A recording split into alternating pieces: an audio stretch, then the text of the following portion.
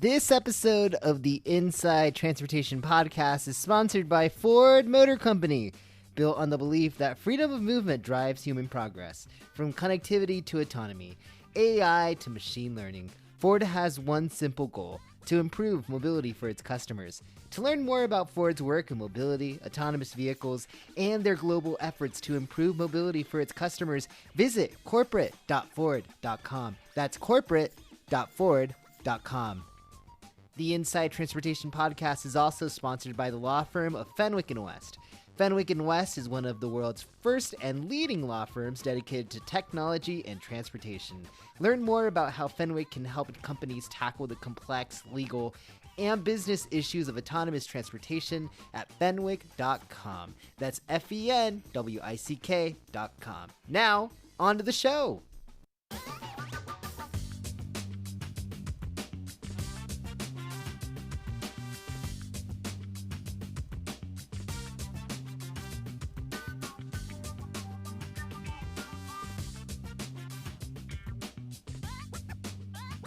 Hello and welcome to the Inside Transportation Podcast, a production of Inside.com. This is our weekly podcast where we discuss transportation trends that you need to know about to stay ahead of the curve. My name is Johan Moreno, and I'm the writer of the Inside Transportation and Inside Electric Vehicles newsletters, and I am joined here by angel investor, podcaster, and Inside.com CEO, Jason Calacanis. What's going on, my friend? Not much. I'm just living life under pandemic. It's just, I couldn't tell you what month it is, couldn't tell you what day of the week it is. It's just one day after the next. Well, I heard it's Tuesday, April 13th, 2025. And we're here recording our podcast today with our two very special guests. I'm very excited for this one. We often talk about the future of transportation being centered around automated and autonomous driving technology, but we seldom think about what that type of transportation is going to be like when it rolls out. Who's going to own the experience? Who's going to have access to that data? And most importantly, who's going to own that data? On this week's episode, we sit down with Jim Koenig and Jim Gregoire.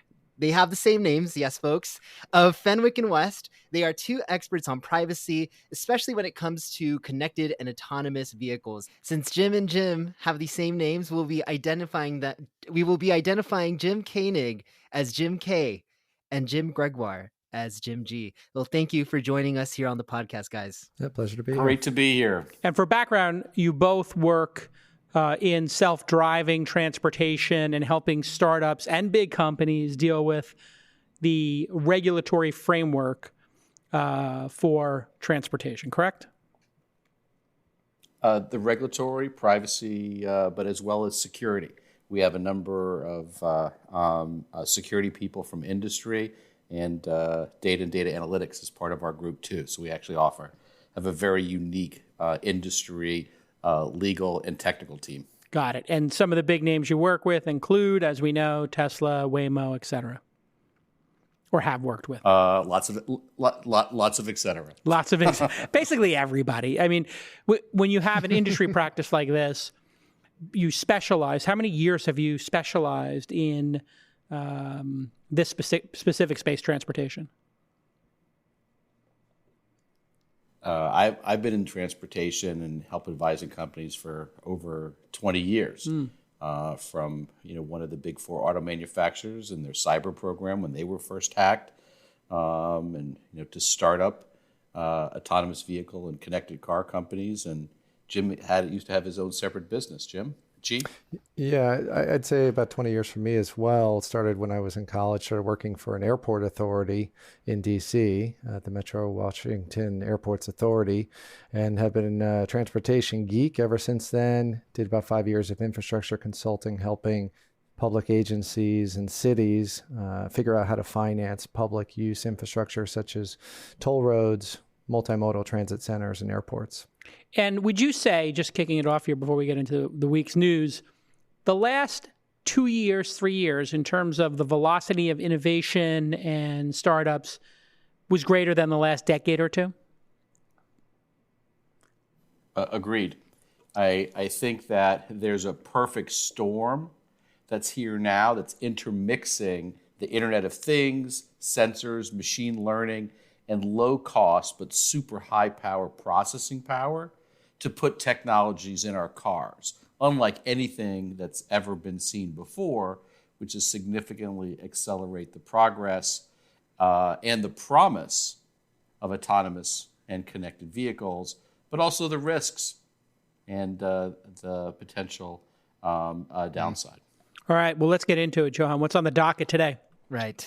Yes. Well, one thing I did want to discuss, so you mentioned that you work with a lot of clients that are currently developing autonomous vehicle projects. As of today, July 28th, we still don't have a company that's fully deployed a level 5 autonomous driving solution on a road, right? On a public road. So a lot of the focus right now, I'm sure, is just on perfecting the technology and getting it past regulators.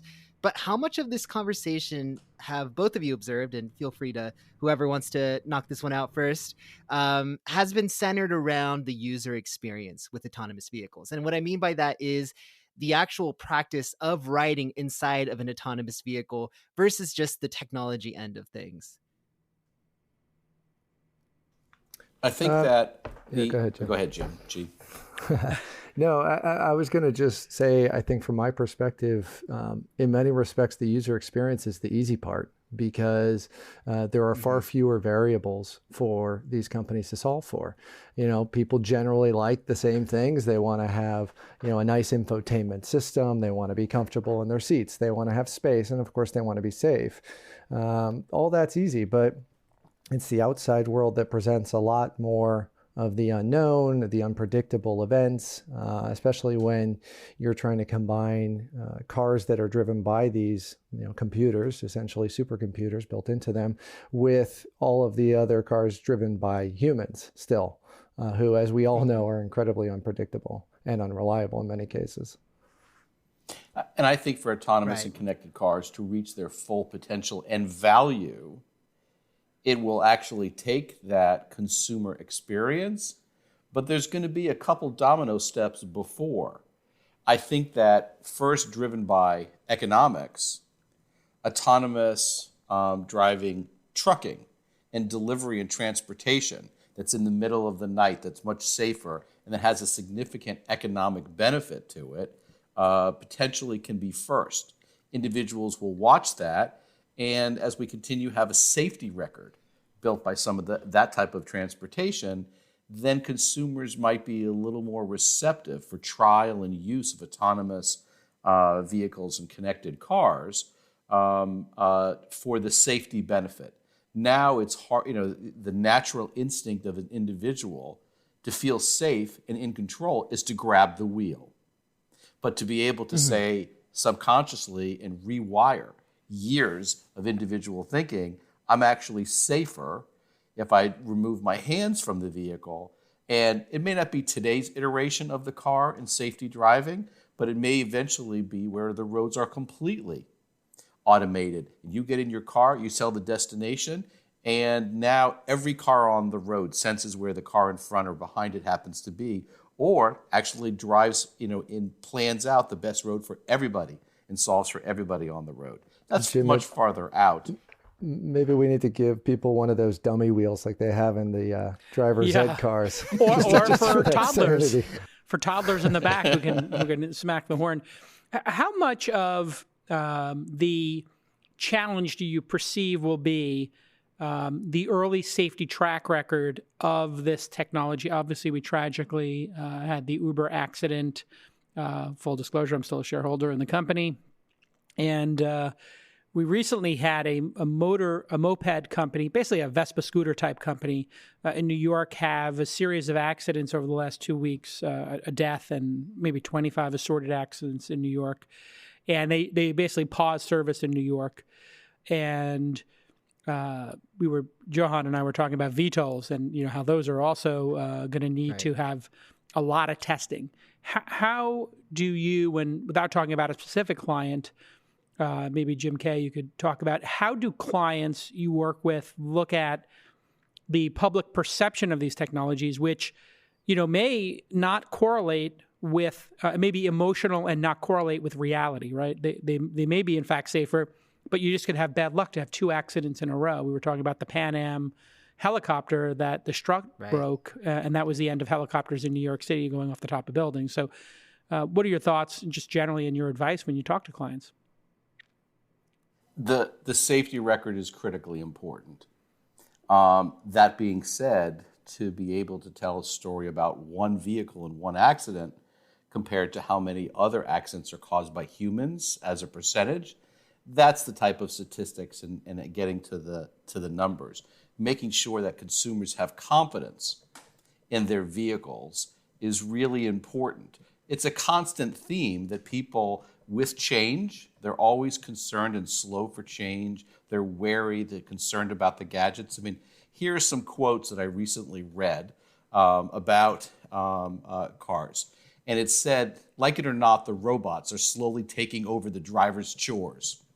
And then there's another one that said that these new vehicles are cheating humans out of the experience of driving a vehicle. And now, these sound contemporary, but they're actually from quotes that criticized in 1958 Chrysler's new feature, the autopilot. And the autopilot was the first actually known cruise control. And all it did was control the speed in the car. Right. So now when you talk about having humans let the, and now here we are sitting 62 years later. Those same comments you thought almost fell into talking about autonomous vehicles, and all we've really done is really still take our hands off the wheel as the car slows down and speeds up and may switch lanes, right? So I think that the safety record is really important, but human perception, building confidence, and letting humans try the vehicles, and with trying, then it will come. But observing the trucks, getting safety records that will inspire. But I don't want to be sitting here 20 years from now reading these same comments about autonomous vehicles. Right. So one thing I was going to say, there was research from ARC Research, which is like an analyst firm. They estimate that Tesla can get their autonomous ride-hailing service down to about $1 a mile. By comparison, Uber right now is about $2.15 per mile.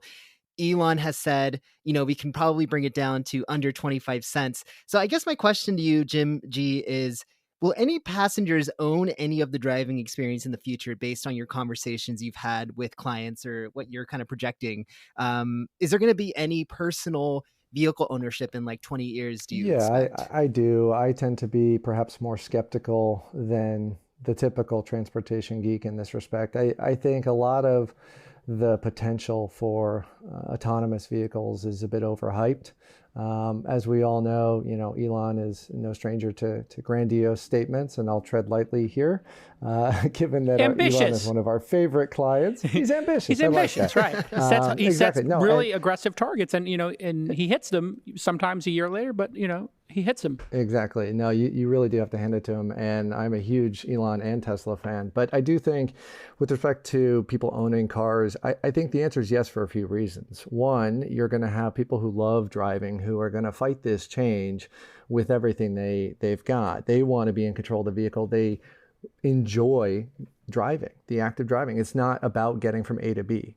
It is about the thrill of driving. And so they're never going to want to buy an autonomous vehicle unless they are actually mandated to do so by regulation. And we can talk about regulation in a minute. But another reason is that I think people will own cars if for no other reason than as a source of income. We've heard about these ride sharing service, especially Teslas in particular, people making money from their cars while they sit at home. They send their car out to do the work. Right. Now, I'll spare you my thoughts on whether that's going to create an even lazier society, but I worry a little bit about that. Well, like as Elon said, the Tesla vehicles will be the only vehicles that actually appreciate in value over the next 5 years. So we'll see. Yeah. So anyway, in full disclosure, Jim and I both own Teslas.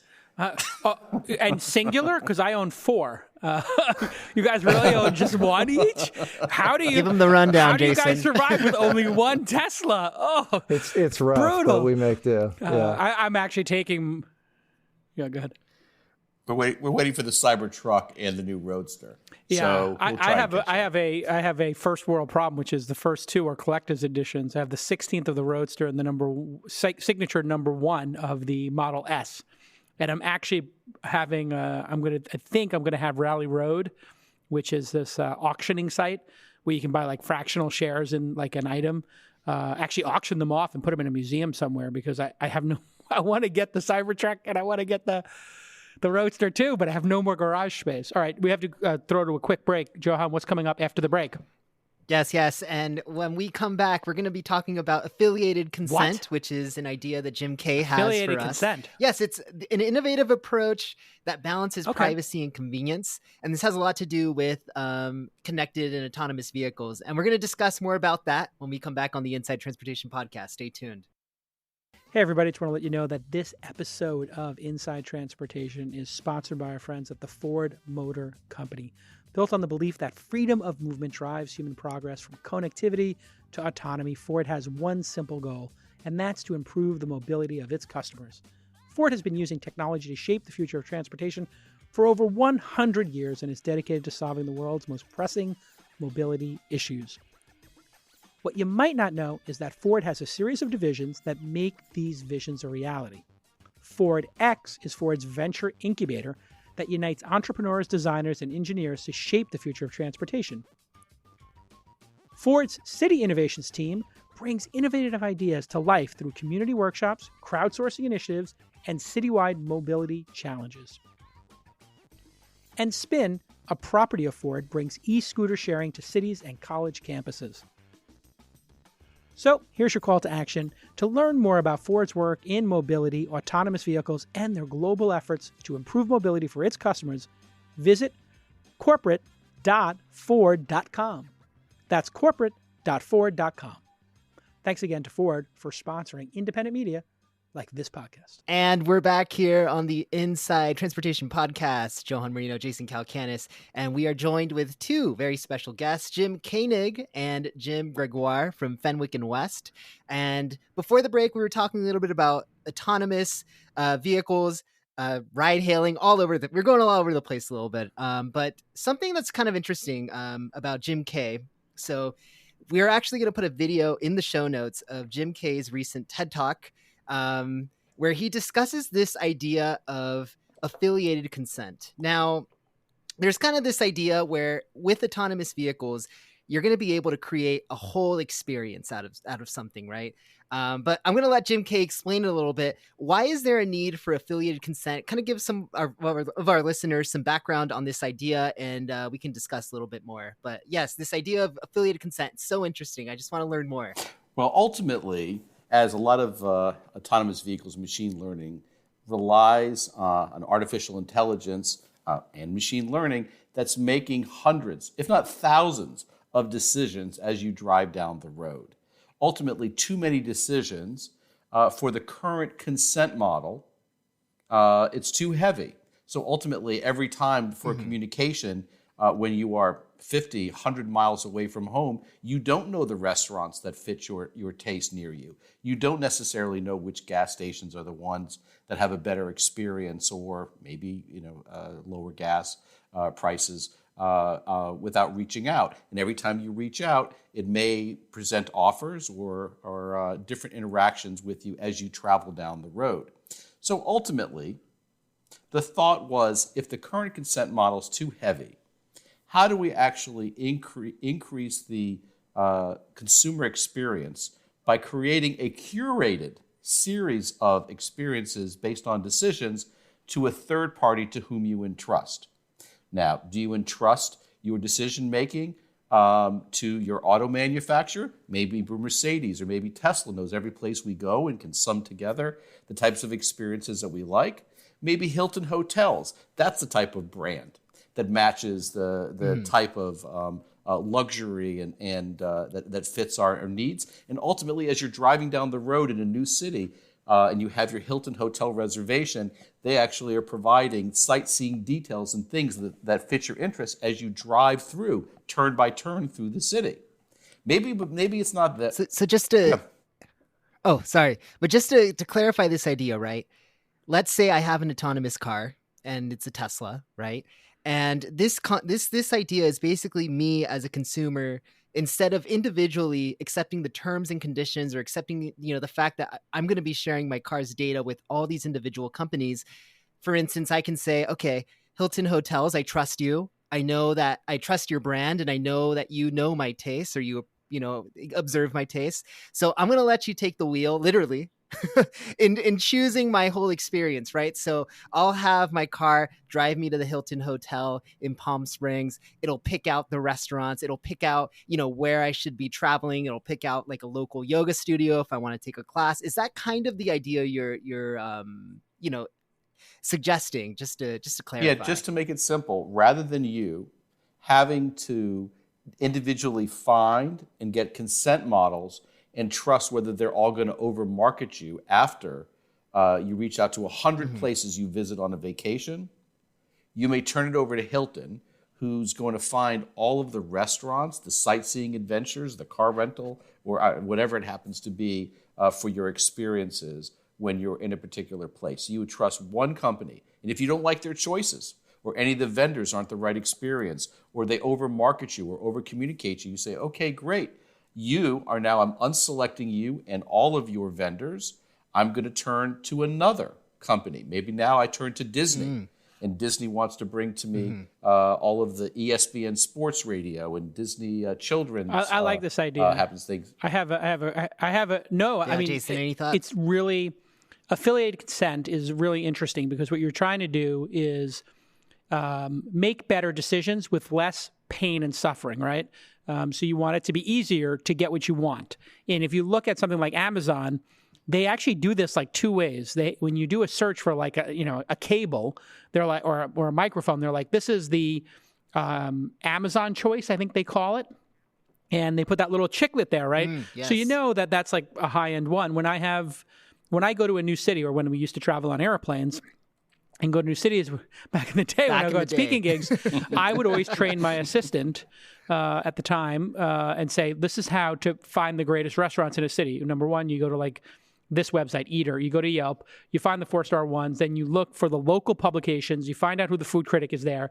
And I would have my assistant do, maybe 2 hours of research, and then find to me the consensus of what the hot new restaurants were and what the classic great restaurants were, make a list of those top 5 or 10 with the links in it. And then I would say, okay, get me reservations. I'm going to be in Tokyo. I'm going to be in Sydney for 5 nights. I want to go to Koei. I want to go to Tetsuya, and it could be Michelin star places, or it could be the other places. And what I like about this is you could either trust a brand, or there could be new brands that do this for you, that have all of your data, have your goals, and you pay them to do it. So it's not even for the commission, but like a third party, like the Zagat Guide used to exist. You could create a new company that does this affiliated consent. They have all the data off your phone, and they just do it anonymously, right? And they just give you what you want anonymously. So there might be an opportunity for new businesses to spring out of this, right, Jason? I'm having startup ideas, yeah. Whoa, I'm having there you startup go. ideas, yeah. All right, call me after the podcast.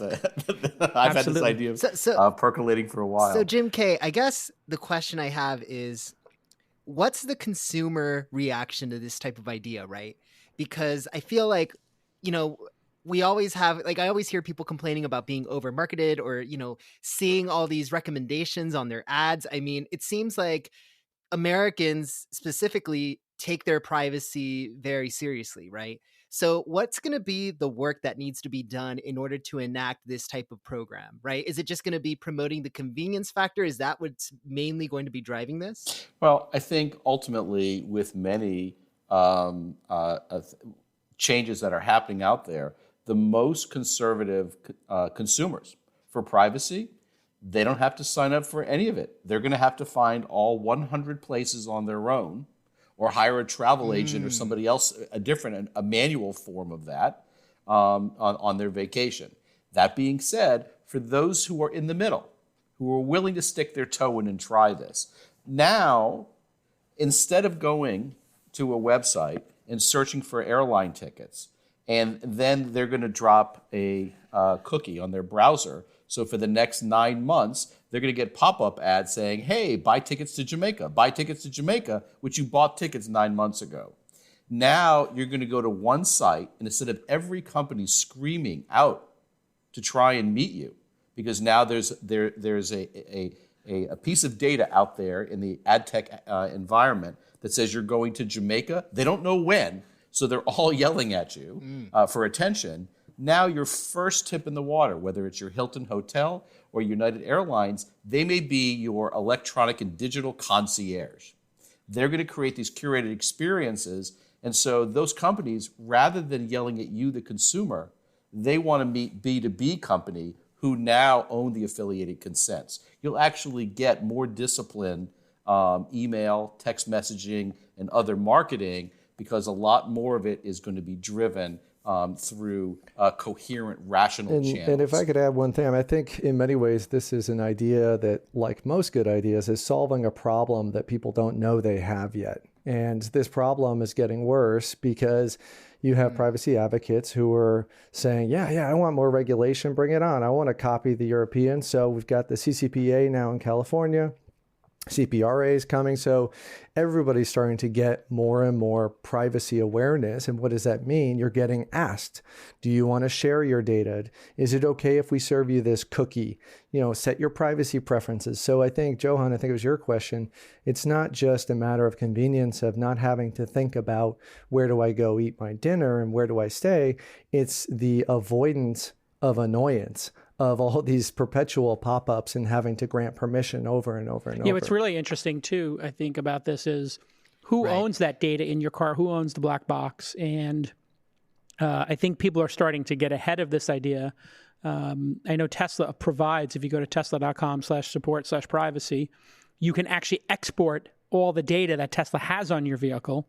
And then, of course, when there is an accident, this data from all of these smart cars and all of these sensors is available to law enforcement. Is that correct? Putting aside Tesla specifically in that case, but any car that has a black box in it, that data is something that law enforcement can get access to, correct? That's a different issue. That's a state and different country issue about what's available to law enforcement from the cameras. Yeah.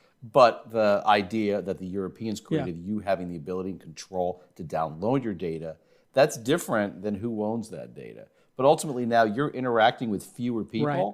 So now you just say, hey, on that trip to Jamaica, I only interacted with this one brand.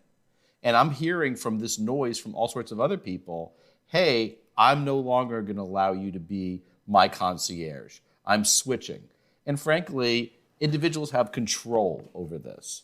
And maybe you have multiple concierges for different things. You have one for kid content, one for content in the vehicle. Maybe you have an entire experience, but I want to sign up for the Calacanis cooking restaurant reviews, wherever I go. So but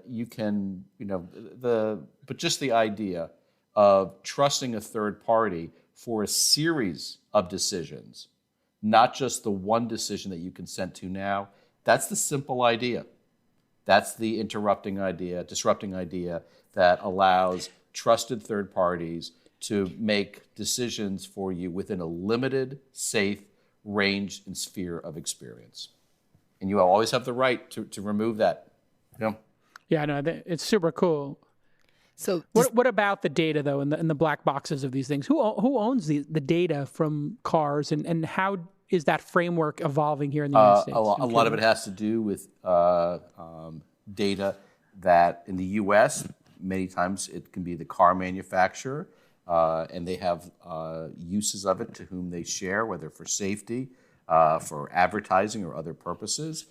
Many things you have to consent to in terms of that, but very often, the information generated is the car companies, but it's also integrated and supplemented with information from other parties. And frankly, right now, it's a little bit of the Wild West. They're inconsistent in these contracts between companies. And it's, if you don't get the ownership rights, you get a full license to it. And so it's, in effect, you get what you want. But right now, it's not universally one approach as to who owns the data. That's something that needs regulation, right? There needs to be some standard on that eventually because, as one famous developer said, your data is my liability. Like in some cases, having all this data for a big company, if it did get hacked or it was compromised in some way and it had people's location or driving speed or driving habits, that would be really detrimental if some auto manufacturer, I'll just pick one that doesn't exist anymore, DeLorean. If DeLorean existed and you had like everywhere I drove in my DeLorean with my gull-wing doors, and imagine that got hacked and like people could see like, oh, Jason was driving at 3 a.m. at 95 miles an hour down the 101. That is a made up example. I don't own a DeLorean. I don't speed. But Allegedly. I mean, how do you, well, I mean, I did speed. I got 3 tickets on the 280 and then I put the speed regulator at 82 miles an hour on my Tesla. So it's literally impossible for me. When I hit like 75, alarms go off and it slows you down, which is the greatest feature ever. But in all seriousness, when you're talking to your, partners, like what is the advice on that? Because there hasn't been a breach that I know of car data, but boy, would that be really, really damaging for an auto manufacturer. Look, Jim and my reputation is, while we are privacy experts, we're practical. We're not necessarily viewed as privacy advocates. So it's always really a balance. It's not the information, it's the uses. And so there's a balance in wanting to be able to give extreme privacy rights and keep data separate and small or limit liability. But at the other side, the more data you have, the more data you put into the data lake, the more accurate your machine learning is, the better your autonomous vehicle and safety happens to be. The better that it can predict the true things that you like, not just major things. Like hotel brands and dinners, all of a sudden you get nuances and all sorts of things the more data that you have. So it's really about making sure that you balance the information that's in there for the uses that they need, and that the sensitivity of the data also has a balance with the amount of security that you've invested into the system. Cars, to make sure it's safety, cars are going to be solid state and not have too many, the controls around the car are not going to have the same number of entry points as your telephone happens to have.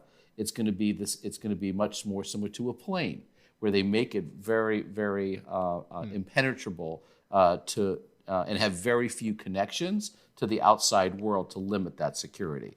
And so that's the balance that has to be not regulated, hopefully industry driven, or set by ISO standards. That talk about the security and safety and reliability of cars, that cars have to meet and be able to run literally thousands of miles to show that their entire intelligence systems comply with this, so that cars are safe for autonomous driving. And that's partly what's taking so long to get us to full autonomous, because they have to run multiple miles to show a system's correct. And if they make an adjustment, they got to restart the miles again. Yes. So, Jim K., I have a question for you. And it's a question about the U.S. and China, right? Because we're getting into this conversation about, autonomous vehicles. How is the rollout of autonomous vehicles going to differ between the U.S. and China? And you can answer that when we come back from break on the Inside Transportation Podcast. Stay tuned. Hey, everybody, let me take a moment to thank Fenwick & West. They're one of the world's first and leading law firms dedicated to technology and life sciences. They operate in the fast lane of innovation where ideas often outpace changes in the law. That's where you find Fenwick's autonomous transportation and shared mobility practice, steering startups, technology giants, and major automotive companies through rapidly evolving legal, business, and regulatory challenges, which we talk about here on Inside Transportation all the time. A Silicon Valley original, Fenwick is a national law firm with offices in Mountain View, San Francisco, Seattle, New York, Santa Monica, and even Shanghai. So here's your call to action. Learn more about how Fenwick can help companies tackle the complex legal and business issues of autonomous transportation at fenwick.com. That's FENWICK.com. Thanks again to Fenwick for providing great legal services to me. I use them personally for our investments, and for supporting independent media like Inside Transportation. Let's get back to this amazing episode. And we're back on the Inside Transportation Podcast. Before the break, I asked Jim Koenig from Fenwick & West about the rollout of autonomous vehicles in the U.S. versus what it's probably going to look like in China. Jim, do you have any thoughts there? Sure. The rollout, pun intended, in China may actually be quick, because there the government can act unilaterally, move quickly, and there seems to be a significant appetite for technology and these types of things in cars. I mean, as you can see, some of the autonomous vehicles that are doing very well within China. And so I think there are not as many roadblocks. There are not as many, and the government significantly incentivized to encourage this thing because this isn't a U.S. invention. Mm-hmm. It's a global invention. And Jim G and I were talking earlier today that there are literally hundreds of autonomous vehicle companies, not parts manufacturers or just intelligence companies. And so there's a significant race within China for different types of vehicles and different competition. I mean, there definitely are some leaders that are in the vehicles, but there are very many companies that are focusing on this with government, financial, and regulatory and others. So the government has an active role in the rollout of autonomous vehicles in China. Is that correct? Based on what you've researched?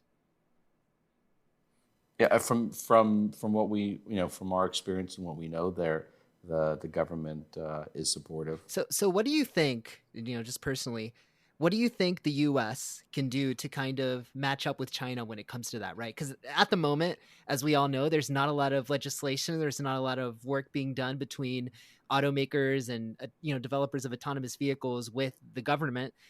So what kind of things can be done to kind of match up with that participation from the Chinese government in the U.S.? No, the U.S. government is doing a lot. I mean, there are tax incentives for purchasing the cars.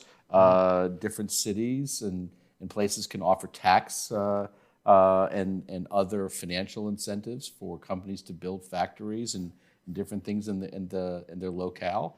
Working with government or quasi-government groups, setting standards or like NIST standards for quality. It's clear what they are, and companies have to get to them. So no, the U.S. is doing a lot. Can there be more? Can there be a significant concerted investment in it? Sure. But currently with health and a couple of other things that are super priorities within the U.S. And globally, it's just a question of where that stands in terms of a priority. But ultimately, the safety on the roads is an incredible important priority. The enjoyment, the experience, the fun stuff that Jason, Jim G, and I enjoy out on the road. Those would be less important and maybe less supported by government funding. Right, Jim D, any thoughts? What do you guys think of? Oh, sorry. Okay. No, I was going to say, what do you guys think of? We've been having this discussing, Johan and I, about like level 5 and when does it arrive, and most people who come on the pod and we talk to seem to think it's closer to 10 years from now, 7 to 10 when we'd have full autonomous. But the other question we like to think about is which comes first in America? VTOLs, vertical takeoff and landings, for people who are listening who haven't heard that term before. Those are like quadcopters that you can put a human in, or like a drone you can put a human in. And we see a bunch of those, Kitty Hawk, et cetera. I don't know if you're working with any of those clients or customers in that space, but they're really working on it heavily in China as well. Which do you think we'll have first?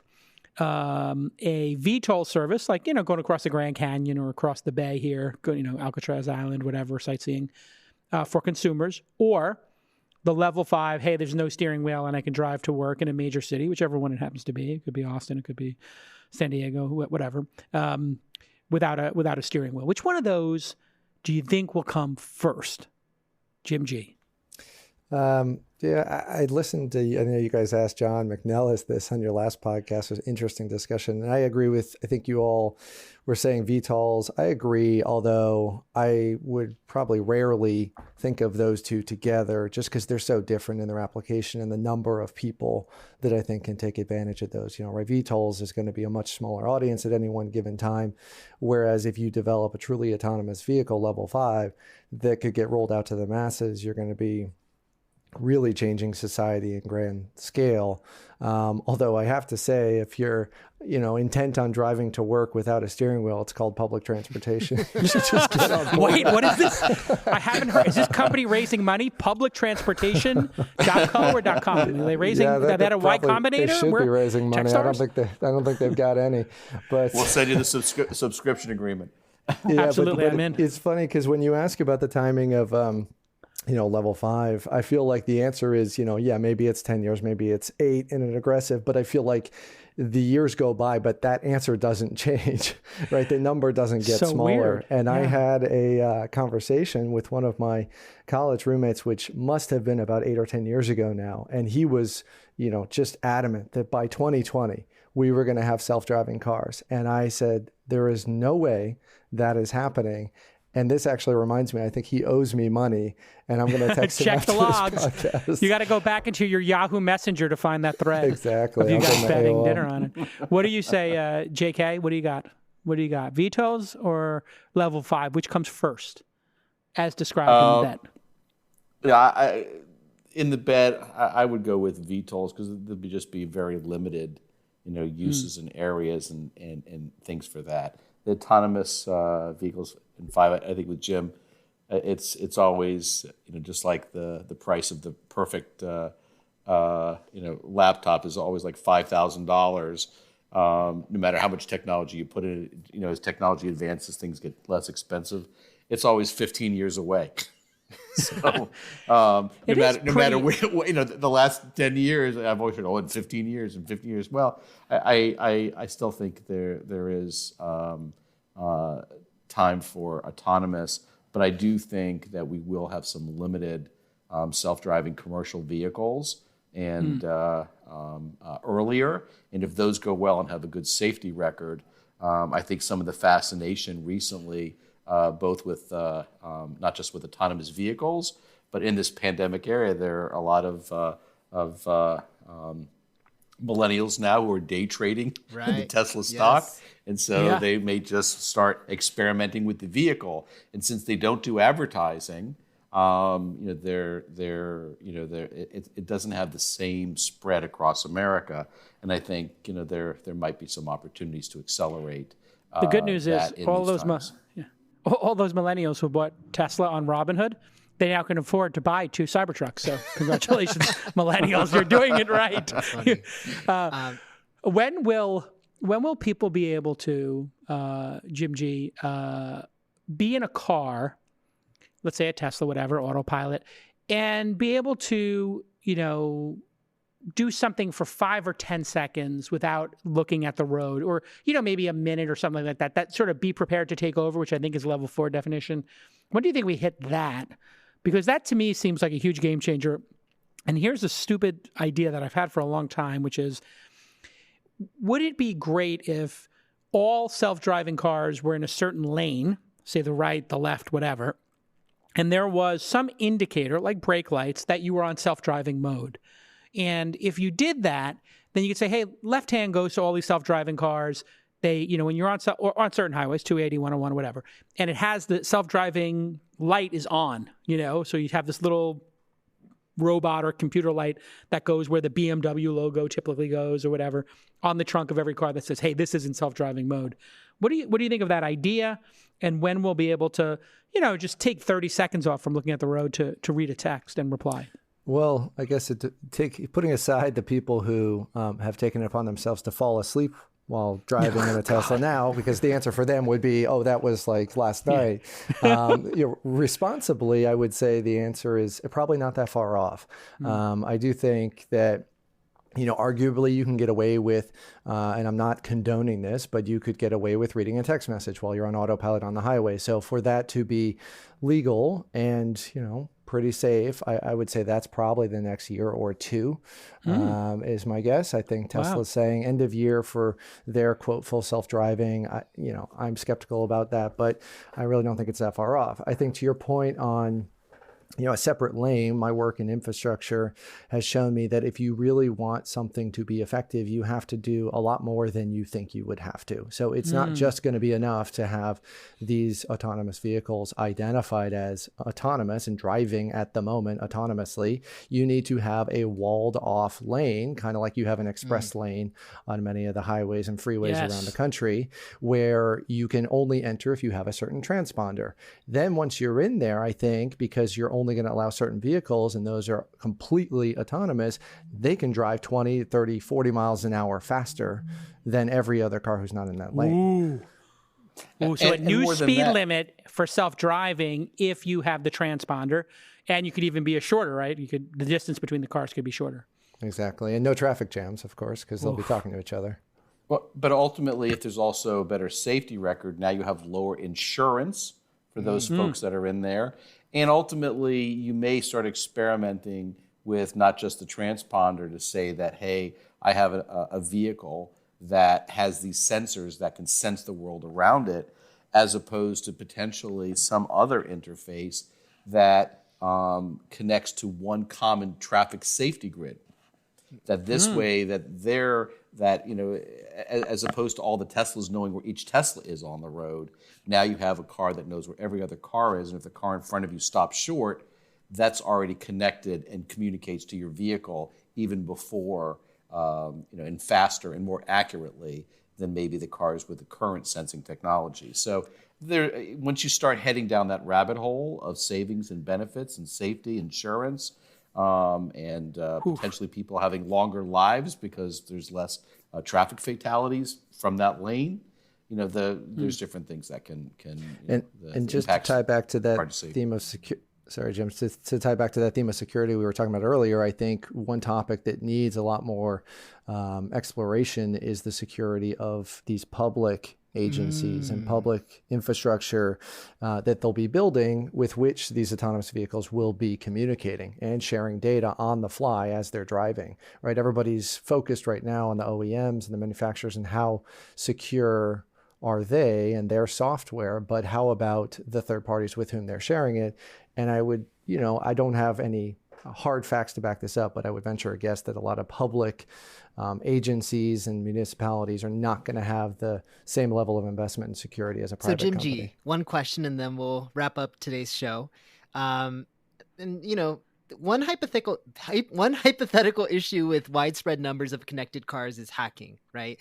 Some observers worry that connected and autonomous vehicles, when they're connected to a network, can be hacked for malicious purposes. So what's currently standing between legions of malicious hackers going into cars and breaking in? Is it because the current number of internet connected vehicles is so low? Or, give us some insight on, the security of these vehicles and what's being done to kind of prevent hacking. Because in 2015, I'm sure you guys are all aware, 2 programmers were able to remotely hack into a Jeep, which was being operated by a Wired writer. And we'll put that article in the show notes. But any thoughts there?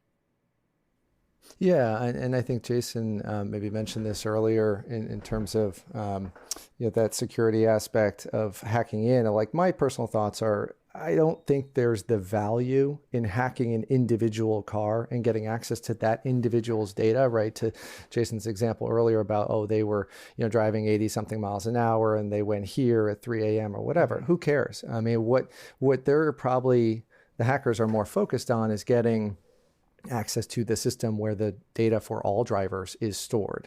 And I think in many respects, that's going to be easier because, you can do that through phishing a high level management employee at a manufacturer or even one of their suppliers and get yourself into the network and then navigate over to the mother load of data. That's far more worth their time than trying to hack an individual vehicle. And that may be why you haven't seen it yet. Jim K, any thoughts there? Sure. I mean, there's always the value of the data that sits at local municipalities. They're trying to get into the game and to help regulate and to help focus on, because they often can control their local roads and can set some of the rules. But meanwhile, local governments don't have the same monies and the same resources as a state, or better yet, a federal government have to be able to manage, control, and to secure that data. Meanwhile, also, every small municipality, there may be a much higher instance of somebody knows their cousin or somebody knows their friend who'll be able to manage the system. And now all of a sudden, county to county or city to city, you have interoperable technology that jives. So as you move from one place to another, there may be blackouts in the data, or there may be incompatibility. Having much larger government participation at the state and or federal level might be the best approach. Although a lot of the control in our Constitution for the roadways and these types of things live with county and local municipalities. So there's still a lot of government questions to be sorted out by who's in the best position to help take out any roadblocks to autonomous vehicles and machine learning supported by the data that's going to be produced. Right. Yeah, and as we wrap here, just a quick question for each of you, as tight as you can, because I don't want to keep you. I know that the lawyers at your level get paid a lot of money to work with these companies. So I don't know what we're going to charge. They're going to start here, charging our credit cards after I know. It's going to get 5 expensive, minutes. Johan. But seriously, what is the singular topic in transportation that we're not talking about enough? The media, investors, society. What is the singular topic we should be really getting dialed into in the space? Jim G? I know it's a tough one. Think it through. Or that we will be talking, another way to frame the same style of question is, instead of not just what aren't we talking about, is what will we be talking about in 2 years? I think for me, regulation pops to mind, but I don't think it's the answer I want to go with. I think I want to go with companies don't seem to be collaborating and sharing as much knowledge with each other in this space as they perhaps could. And it's probably for obvious reasons, right? They're each trying to be the first to really get out to market with a fully effective autonomous vehicle. But I think if they started sharing lessons learned or parts of their software or on the security and perhaps the privacy space to a lesser extent, it would be for the betterment of everybody and would perhaps advance a solution. That's a great answer, Jim G. And I always think about that with open maps. I don't know if you remember, there was like a little bit of fighting, Yelp and Google over maps, and Apple comes out with maps. And then somebody just said, we're going to create an open source open maps. I don't know why there's not an open database yet at scale for, if 3 of the 7 top, people working in self-driving wanted to take the 3D models of the real world and real world data collected from cars and smartphones on the road and have an open source database about road information would be amazing. Jim K., what do you got? What are we not talking about now that we'll be talking about in 2 years? Well, just on the sharing part, most auto manufacturers are developing their own machine learning around what to do with the pictures of someone walking into the road or not, or those decisions, the pictures from the car. If they pooled all that safety data, that would be incredible. But for me, what are we going to be talking about in 2 years that we're not talking about now? Yeah. What are people going to be doing, and how are they going to be spending their time in the car if the vehicle is taking over and driving? And the opportunities for both individuals and for media, self-improvement, and other tasks that you can do in the car that we haven't thought about yet are going to be significant, fun disruptors. Yeah. I love that idea, and I'm just going to say right now that we're going to have you guys lobby to change the tinting laws, because some people are going to be doing activities that might require 100% tint. I'm just leaving it at that. I'm just saying, if it self-drives, so they all need of a to sudden, tint the windows. It's Jason, it's already being done. Oh, yeah, that's true. Don't Google it, people. Don't Google autonomous and anonymous. Autonomous and anonymous driving. Yes, absolutely. We're going to leave it at that. We're going to leave it at that. Well, thank you so much to our guests, Jim Koenig and Jim Gregoire of Fenwick & West. And you can learn more about Fenwick & West at fenwick.com. We'll have all that information in the show notes. Thanks for joining us, guys. Good job. And we will see you all next week. Take care. All right, we'll see you down the road. All right, well done. See you down the road, wherever.